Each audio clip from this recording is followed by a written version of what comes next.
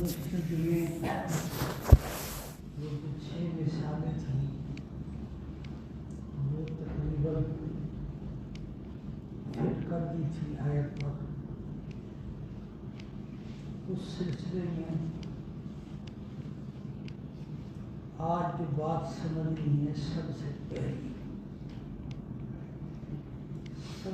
پہلی بات سمجھنی ہے کہ خام مال اور بنا ہوا مال ان دونوں کی ویلیو میں قیمت میں قدر و قیمت میں فائدے میں زمین و آسمان کا فرق ہے. خام مال کی کوئی ویلیو نہیں ہوتی اور جو بنا ہوا مال ہوتا ہے اس کی جتنی بہتر سے بہتری مشین میں وہ بن کے تیار ہوتا ہے اس کی ویلیو اسی قدر ہوتی. اسی کئی مثالیں گزشتہ انبیاء علیہ السلام کے کچھ انبیاء کی، کچھ کو صحابہ کی، کچھ کو تابعین کی، کچھ کو تبع تابعین کی. تبلیغ کہتے ہیں کچھ کو مولانا الیاس رحمہ اللہ. ہم کہتے ہیں کہ حضرت حکیم عبداللہ مہاجر مکی رحمہ اللہ حضرت تھانوی کی صحبت ان کو نصیب ہوئی. تو جیسی مشکل تھی ویسے لوگ تیار ایک آدمی جہاں جہاں گیا وہ پورے علاقے کا مقتدا اور پیشوا بن کر اس نے پورے کے پورے علاقے کی تربیت کی. اس کی سینکڑوں ہزاروں مثالیں.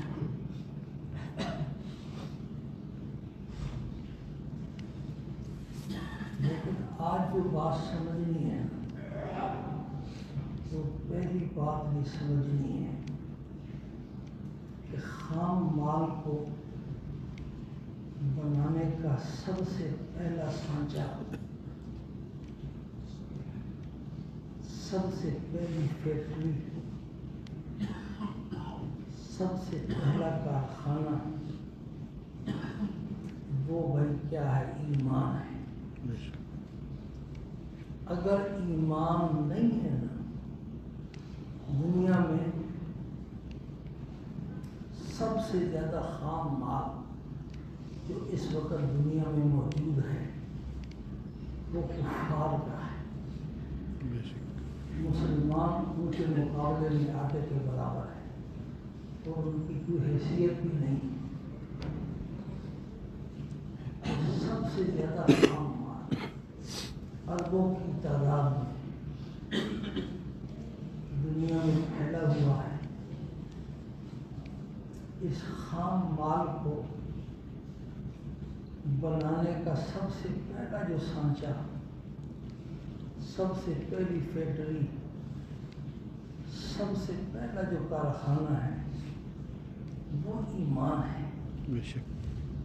اور اللہ والوں کو اس کی بڑی فکر ہے کہ یہ اربوں کی تعداد میں اللہ کے بندے ہیں، اللہ کی مخلوق ہے.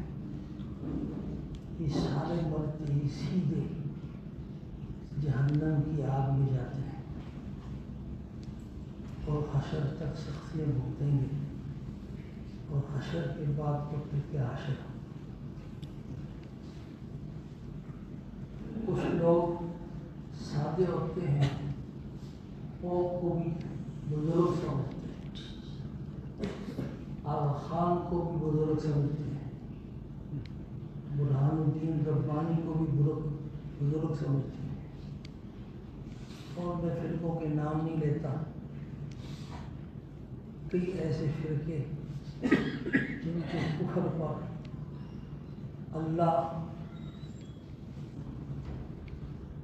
کہ جو ماہرین فن ہے اللہ پاک کے قرآن پاک کے تفسیر اور حدیث کے علماء ہر بات میں ہر فن کے ماہرین کی بات معتبر ہوتی ہے. وہ فن کے ماہرین ان کی کفر پر متفق ہیں. وہ کہتے اپنے آپ کو اسلامی فرقے، اپنے آپ کو مسلمان کہتے ہیں، دنیا بھی ان کو مسلمان سمجھتی ہے اور ان کے ساتھ اسلامی برادری والا اور مسلمانوں والا معاملہ کرتی ہے. لیکن میں منبر رسول پہ بیٹھا ہوں، 63-64 سال میری زندگی اس لین میں گزری ہے. ان کے کفر میں ذرہ برابر بھی شک نہیں. یہ سارا خاندان سب سے پہلا جو سانچہ ہے نا، وہ تو بھائی ایمان ہے. اس کی فکر یہ اگر ایمان نہیں ہے پھر حافظ نہیں ہے، قاری نہیں ہے، مفتی نہیں ہے، اولیاء ولی نہیں ہے، غوث نہیں ہے، قطب نہیں ہے، ابدال نہیں ہے،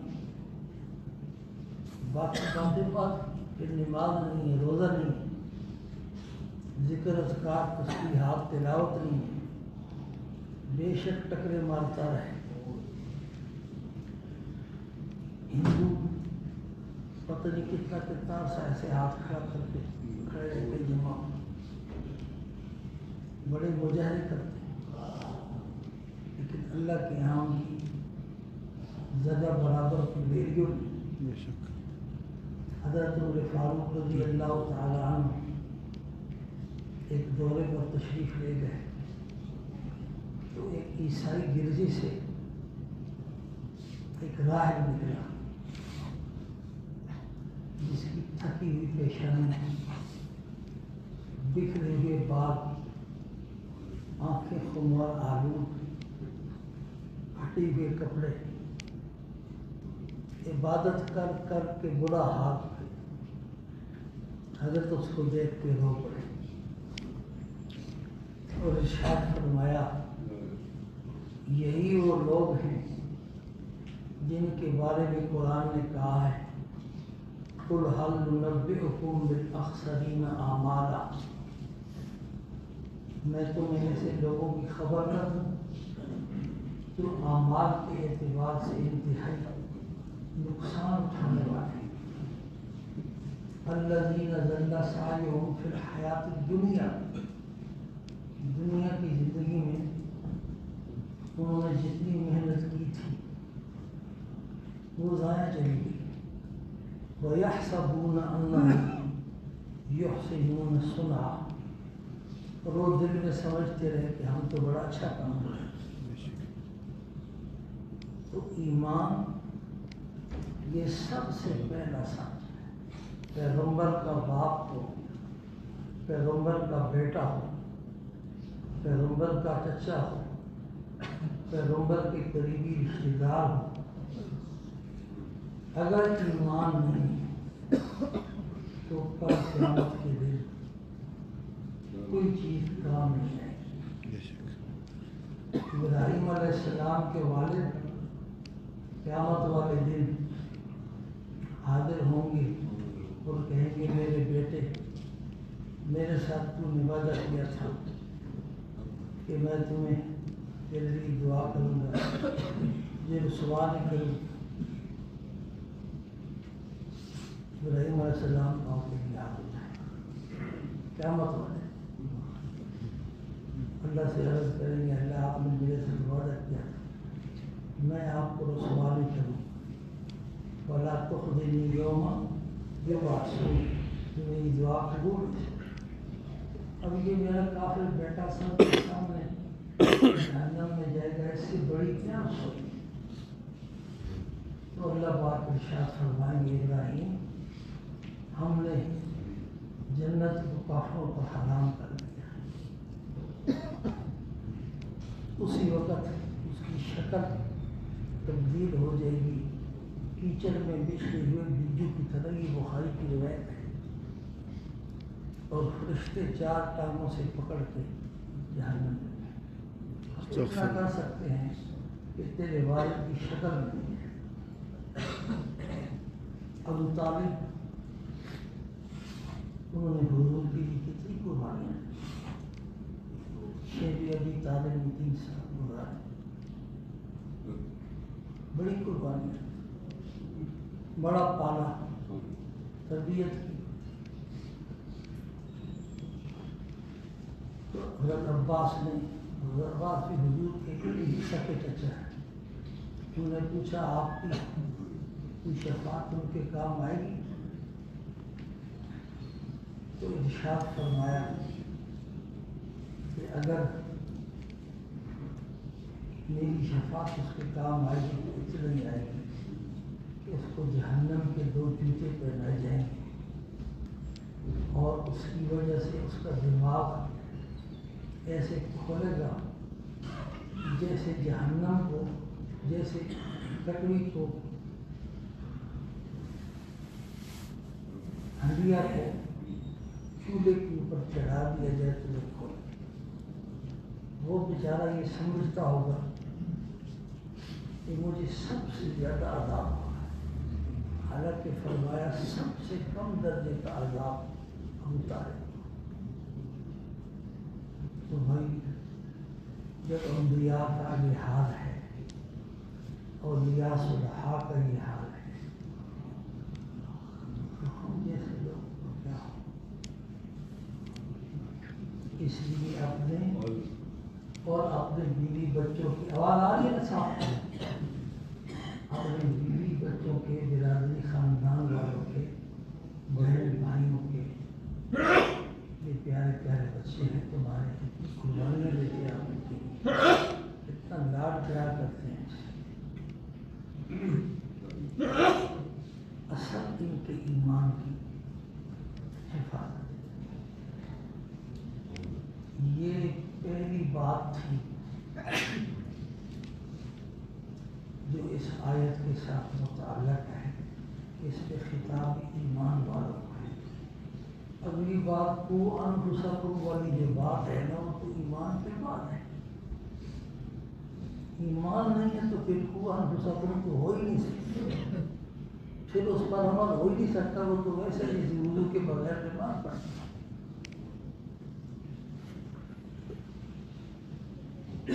دوسری بات جو میں آپ کو سمجھانا چاہتا ہوں، اس میں کئی جملے لگیں گے، اس دفعہ جتنے ختم بخاری کے پروگرام ہوئے ان سب میں وہ بیان ہوا۔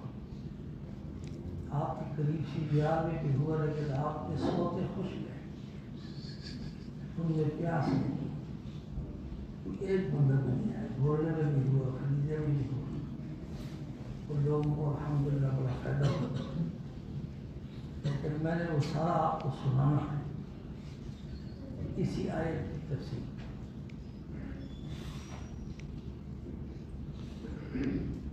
دوسری بات یہ سمجھیں کہ آدمی اسی چیز سے فائدہ اٹھا سکتا ہے جس کو پہچانتا ہے، اسی کی ویلیو اس کے دل میں ہوتی ہے، جس کو وہ پہچانتا ہے، اسی کے نقصان سے بچ سکتا ہے جس کو وہ پہچانتا ہے۔ پیسے کو بڑے پہچانتے ہیں تو بینکوں میں سنبھال کے رکھتے ہیں، بچوں کو نوٹ دو تو پھاڑ دیتے ہیں، سونے کو بڑے پہچانتے ہیں تو سنبھال کے رکھتے ہیں، بچے کے ہاتھ میں لگ جائے تو وہ پھینک دیتا ہے۔ جتنا بھی آپ اس پر سوچیں، جس چیز کو آدمی پہچانتا ہے اسی سے فائدہ اٹھا سکتا ہے۔ یہ میری فیکٹری ہے اور اس میں اتنی کمائی ہے، اس بات کو پہچانتا ہے، میں اتنی صبح سے شام تک محنت کروں گا تو اتنا کماؤں گا، فائدہ اٹھا سکتا ہے، اور نہیں پہچانتا تو کوئی فائدہ نہیں اٹھا سکتا۔ بے شک۔ تو اس لیے ایمان کو پہچاننا۔ ایک بزرگ تھے، وہ اپنے شاگردوں کو سبق پڑھا رہے تھے، جیسے شاگرد بیٹھے تھے، ہلکے لگے ہوتے تھے مختلف مساجد میں، مدارس میں، سبق پڑھانے کے دوران انہوں نے کہا اللہ کے بندو میری بات غور سے سنو، میں تو ایک 1000 درہم کا مسئلہ سمجھا رہا ہوں، اس کی قدر کرو۔ طالب علم دل میں بڑے خوش، آج تو بڑے ہزاروں مل رہے ہیں۔ سبق ختم ہوا تو ان میں سے ایک طالب علم اس کی جوتی ٹوٹی ہوئی تھی، وہ بازار میں گیا اور موچی کو جا کے بولا یار یہ جوتی گاڑ دو، میں تمہیں 1000 کا مسئلہ سمجھا۔ اس نے کہا اللہ کے بندے مجھے تو 2 آنے چاہیے، 2 آنے دو، میں گھر جا گھر والوں کی شام کو روٹی لے کے جاؤں، میں مسئلے کو کروں۔ اس کی دیر میں شاید تو استاد نے عجیب بات کہی تھی، واپس آئے۔ استاد جی آپ تو کہتے تھے کہ ایک مسئلہ 1000 کا ہے، تو 2 آنے میں موچی جو ہے وہ جوتی بھی گان کے نہیں دے رہا۔ استاد نے اس کو ایک ہیرا دیا، جوہر دیا، لال دیا، یہ دینا نہیں کسی کو، لیکن جہاں بازار میں جا کے اس کی قیمت لگواؤ۔ وہ گیا تو ایک بیل بیچنے والی بیل بیچ رہی، اس کو کہا اتنے بیل دے دو اور یہ ہیرا رکھ لو۔ اس نے کہا یہ چمکنے والا پتھر ہے، میں اس کو کیا کروں گا، مجھے تو پیسے چاہیے، شام کو کھانا لے کے جاؤں گا۔ پھر تھوڑی دیر سوچی، کہنے لگی کہ چلو تھوڑے سے پیر لے لو، میرا چھوٹا بچہ اس کے ساتھ کھیلے۔ اس کو استاد نے سمجھایا ہوا تھا، وہ واپس آ گیا۔ استاد جی وہ تو بیر دینے والی اس ہیرے کے بیر بھی نہیں دیتی۔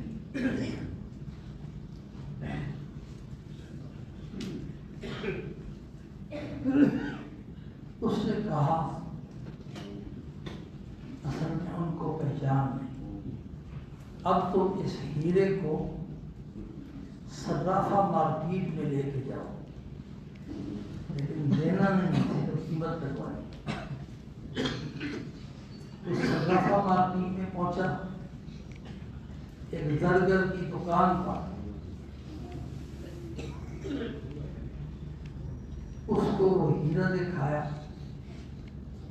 تو وہ اوپر سے لے کر نیچے تک مولوی کو دیکھے، مولوی دیکھو اور ہیرا دیکھو۔ کہتے ہیں مولوی صاحب کہیں شیخ خزانے سے چرا کے لایا ہے۔ اس نے کہا تم اس کو چھوڑو، اس کی قیمت لگا کے دو، کتنی دے سکتی؟ اس نے کہا میں کیا، یہ ہماری پوری صرافہ مارکیٹ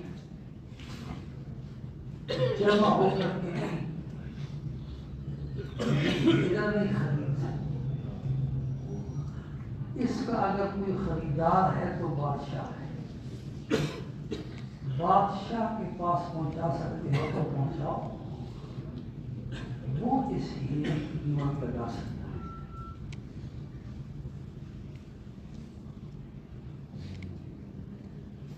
استاد زمانہ کی وہ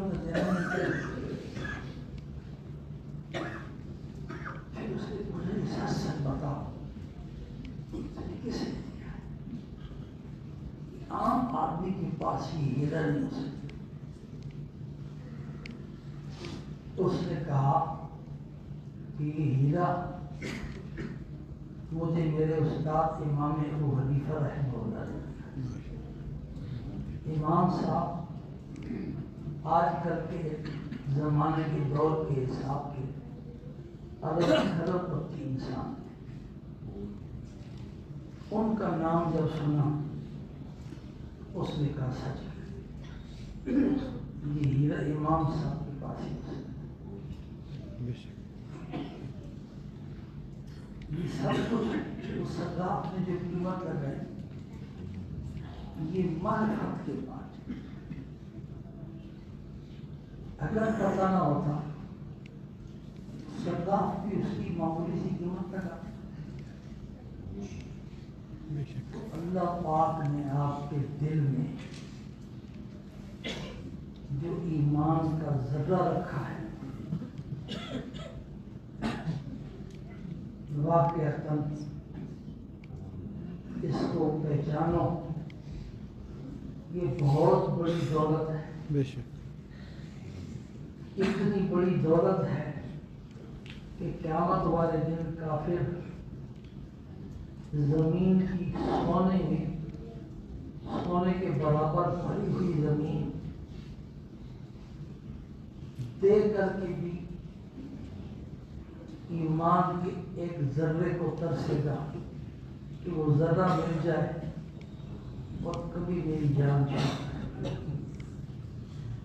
سونے کی بھری ہوئی زمین بھی اللہ پاک اس وقت لینے کے لیے تیار نہیں ہوگی کہ قرآن پاک کی کئی آیات کا مطلب ہے۔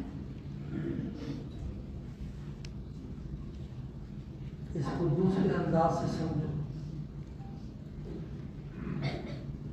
ہم میں سے اکثر کے رشتہ دار فوت ہو گئے، والدین فوت ہو گئے، چچے ماموں فوت ہو گئے، زیادہ نانی نانا فوت ہو گئے، اکثر کے بزرگ دنیا سے چلے گئے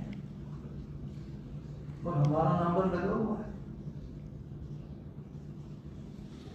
کہ کبھی بیٹھ کے سوچا کرو، اب ساری دنیا خرچ کر کے والدین میں سے والد یا والدہ کے چہرے کی ایک جھلک نصیب ہو سکتی ہے؟ نہیں۔ ایک آدمی ساری کائنات کے خزانے خرچ کر ساری دنیا کی بادشاہی دے دے، اے اللہ ایک دفعہ والد دکھا دے، والدہ دکھا دے، گزرے ہوئے رشتہ دار دکھا دے،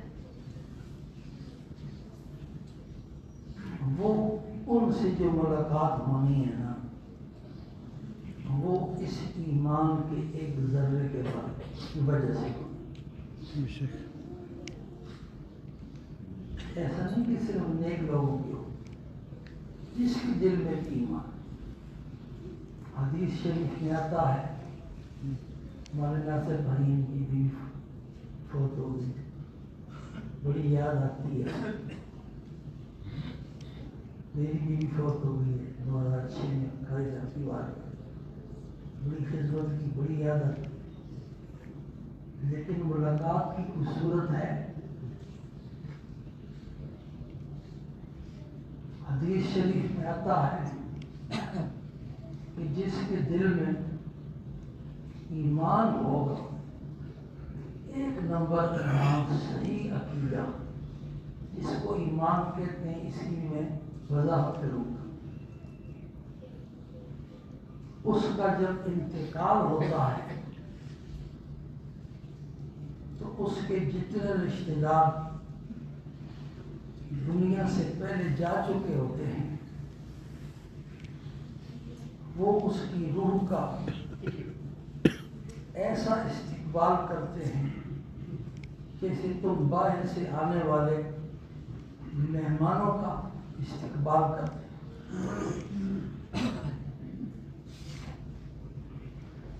اور یہ صرف مسلمانوں کے لیے، پھر اس کو لپٹ جاتے ہیں، معانقہ کرتے ہیں، مصافحہ کرتے ہیں، اس سے پوچھتے ہیں کہ فلاں کا کیا حال تھا، فلاں کا کیا حال تھا، فلاں کا کیا حال تھا۔ وہ جب کسی کے بارے میں یہ خبر سنا دیتا ہے کہ وہ تو مجھ سے پہلے آ گیا تھا، اس پر وہ انا للہ پڑھتے ہیں کہ جب پہلے آ گیا ہمارے پاس نہیں آیا تو پھر دوسری طرف کافروں کی موسم کہتے ہیں کہ یہ دنیا آباد ہے، وہ دنیا غیر آباد ہے. ایسا نہیں، وہ دنیا اس سے زیادہ آباد ہے. ایسا نہیں ہے کہ آپ قبر کی تنہائی میں جائیں گے اکیلے ہوں. برزخ میں اپنے سارے رشتے داروں کے ساتھ اکٹھے ہوں گے جنت میں. اور جنت میں تو والدین اور اولاد کو ایک درجے میں عزت رکھنے کا اللہ نے سورہ طور میں وعدہ کیا. اکٹھا ایک ہی درجے میں رکھے. یہ ساری کس کی برکت ہے بھائی؟ ایمان. اس لیے اس ایمان کی حفاظت کرو، اس ایمان کے ذرے کی حفاظت کرو، اس کو جگہ جگہ ضائع مت کرو. اپنے آپ کو بھی بچاؤ، اپنے بیوی بچوں کو بھی بچاؤ، اپنے بہن بھائیوں کو بھی بچاؤ. اور اللہ والے ان کی تو کوشش کہ سارے انسان ہی بچے. ہم گورنمنٹ جاتے ہیں امتحان کے لیے تو حاجی صاحب نے ہمیں کہا کہ تم 2 رکعت جا کے صلاۃ الحاجت کرو اور دعا کرو کہ اللہ کا دین پوری دنیا میں پھیلے اور پھیلے. مایوس نہ ہو. ہر کچے پکے گھر میں یہ دین سے داخل ہو کر کے رہے. اس لیے یہ ایمان ایسی گری پڑی چیز نہیں ہے کہ اس کو جگہ جگہ بے حیائی میں، فحاشی میں ضائع کیا جائے. غلط لوگوں کے پاس بیٹھ کر کے، غلط سوسائٹی میں بیٹھ کر کے، غلط ماحول میں بیٹھ کر کے، غلط ماحول میں اپنے بچوں کو بھیج کر ان کی ایمانوں کو ضائع کیا جائے. یہ دوسرے انداز سے بھی میں نے آپ کو سمجھا دیا کہ ایمان بہت بڑی دولت ہے اور اسی ایمان کی برکت سے مرحوم رشتہ داروں سے ملاقات میں ہونا ہے. اس کے سوا اور اس کا کوئی کام نہیں. تیسرا انداز پھر اگلے جمعے اللہ پاک ہم سب کو سمجھ نصیب